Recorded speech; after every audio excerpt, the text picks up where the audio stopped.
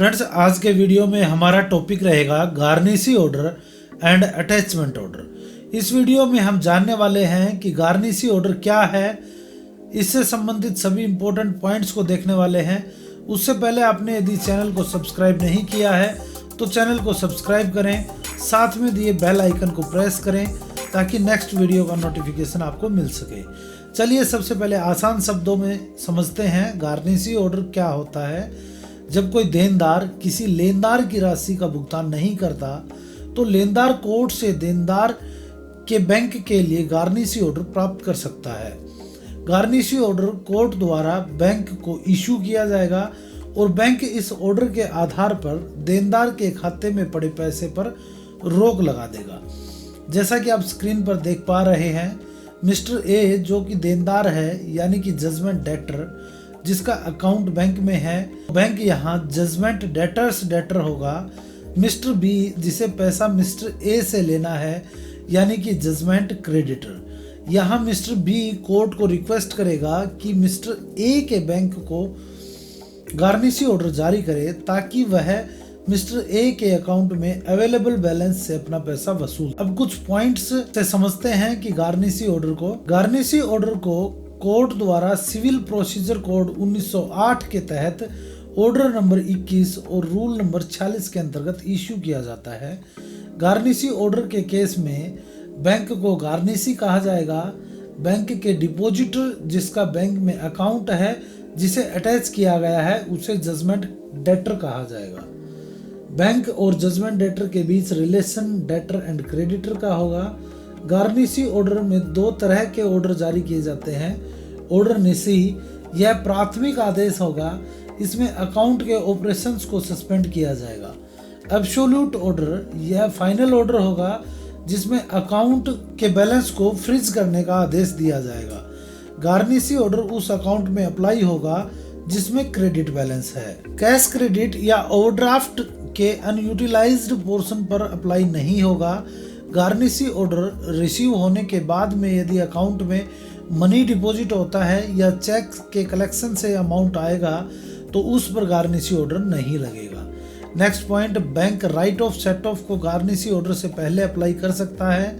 Garnishee order तभी applicable होगा जब या तो ऑर्डर में अकाउंट को मेंशन किया गया हो और अकाउंट का same right and same capacity का होना भी जरूरी है। यानी कि यदि ऑर्डर मिस्टर ए के नाम से जारी किया गया है और उसे ऐसे अकाउंट पर अप्लाई नहीं किया जा सकता जिसमें मिस्टर ए ज्वाइंट होल्डर है। अगर ऑर्डर सिंगल नेम से जारी किया गया है तो ज्वाइंट अकाउंट में अप्लाई नहीं होगा। नेक्स्ट पॉइंट, अगर ऑर्डर में अमाउंट को मेंशन नहीं किया गया है तो अकाउंट के इंटायर बैलेंस पर गार्निशी ऑर्डर एप्लीकेबल होगा।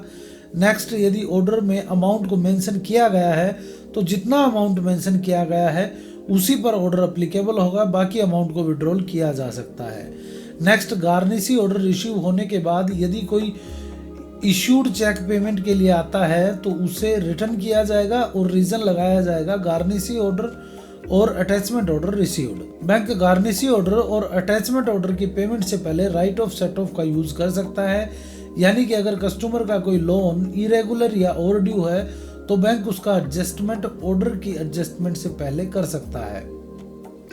प्रियोरिटी को अगर देखें तो सबसे पहले राइट ऑफ सेट ऑफ, उसके बाद नेक्स्ट अटैचमेंट ऑर्डर और इन दोनों की एडजस्टमेंट के बाद गार्निशी ऑर्डर की पेमेंट की जाएगी।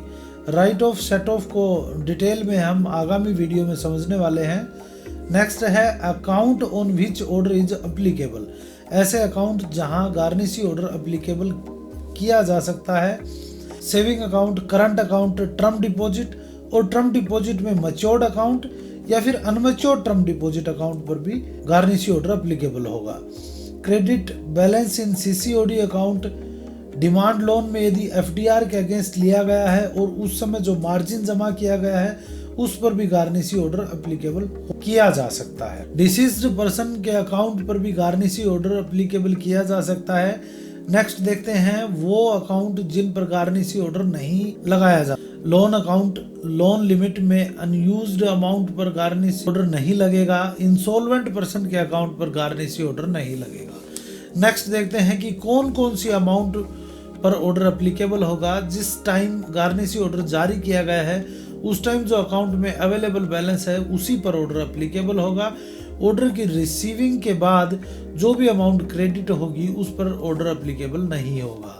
अब नेक्स्ट देखते हैं अटैचमेंट ऑर्डर। अटैचमेंट ऑर्डर लगभग गार्निशी ऑर्डर की तरह ही होता है, लेकिन कुछ डिफरेंसेस हैं जिन्हें हम देखते हैं।